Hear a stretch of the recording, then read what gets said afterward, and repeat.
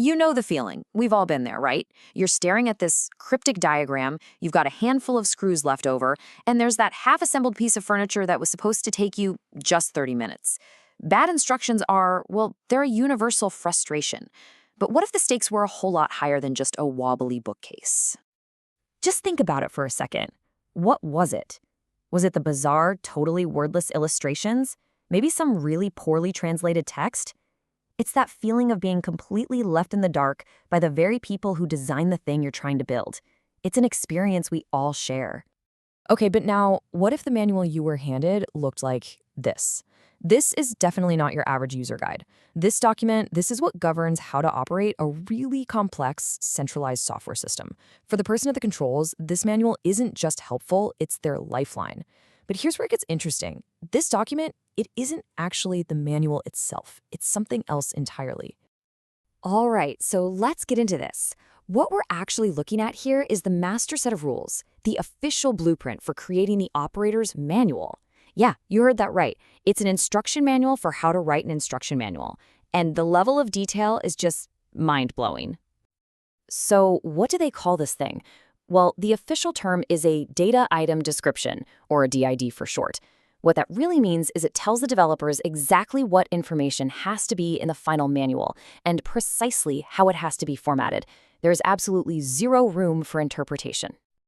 I mean, the document itself puts it pretty plainly. This one sentence basically sets the stage for everything that comes after. It's like a contract, an obligation to produce a document that is flawless, totally comprehensive, and follows this super rigid structure. The whole goal is to create total clarity, especially when you're under pressure.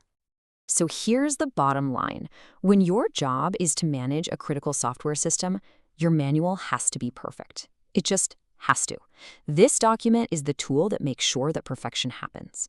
It literally engineers clarity right from the very beginning. So what does this master blueprint actually demand from that final operator's manual? Come on, let's take a little tour of the required components. The very first thing you notice is just the sheer density of it all. I mean, look at this page. You can see that every single numbered item is a non-negotiable section that absolutely must be included.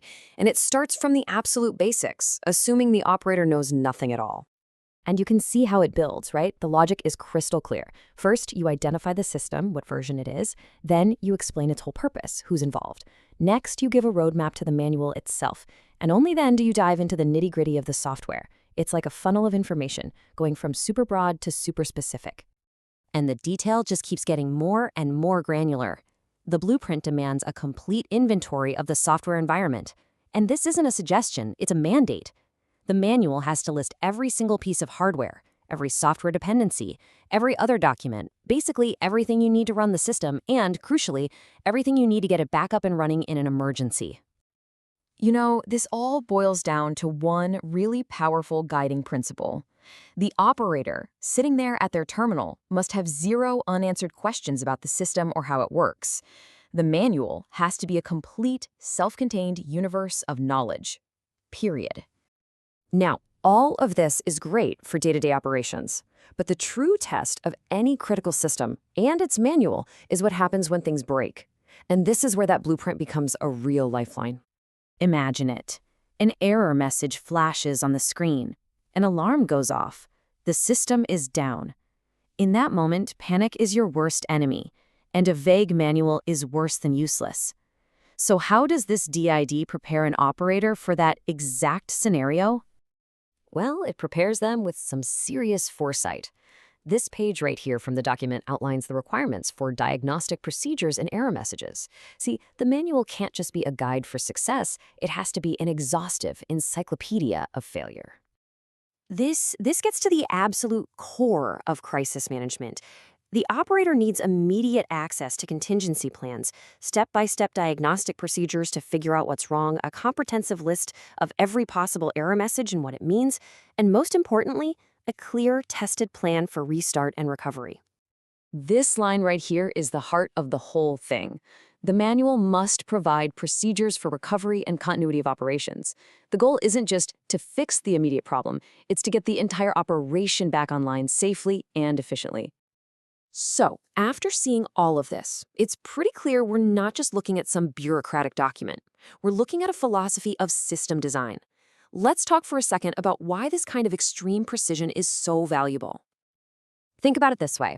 On one hand, you have the everyday manual you get with furniture, which usually assumes you know things it never bothers to tell you. On the other hand, you have a manual built from this DID. It assumes nothing.